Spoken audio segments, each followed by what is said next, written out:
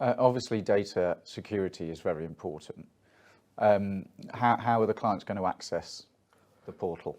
Well, we've mentioned it already that you really we need the portal to be a tool which is accessible via different mediums, be they mobile phones, be they laptops, be they desktops, whatever the different technologies people are using. And I think it's absolutely critical. I know you agree with me on this, George, that security is vital, and security needs to be at the right level, regardless of which platform you're using to access the portal or any of our services. It must be absolutely top-notch, and agnostic of the device you're using. And there's a balance, isn't there? Because we've touched on user experience. You don't want to be in a scenario where you have to put in 5 different codes before you get access. So we're going to have to work hard to find the balance. Indeed, and it will be constantly evolving.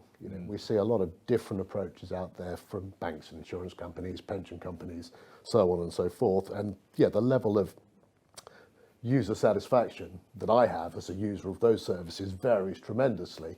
So it is a case of understanding the technologies which are available, seeing the ways that they've been deployed elsewhere, picking best of breed, and ultimately being prepared to make changes that will, on that constant feedback loop from the user experience and customer feedback, making sure that you're taking that into account. And we're getting the right balance between the user experience and the top-notch security that our clients expect. And partly that's driven by the fact that they operate in a regulated sector.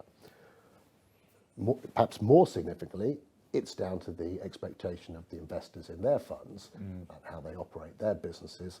And we see that feeding down through into service providers to regulated firms as well. And that will only continue. Well, it's interesting because we're talking about where the sector's going. I mean, RFA are now going to be regulated in Luxembourg because I can see that this is the way it's going to go. If we as a provider have access to clients' data, it's the same as anyone else. So I think IT firms in general will become regulated in this sector. I'm trying to get ahead of the curve on that. Yeah, and I'm sure you see as much as we do, George, that when we're receiving RFPs, there is generally going to be a IT DDQ associated with that, and we are held to the same standards that the regulators are holding our clients, the regulated firms, to.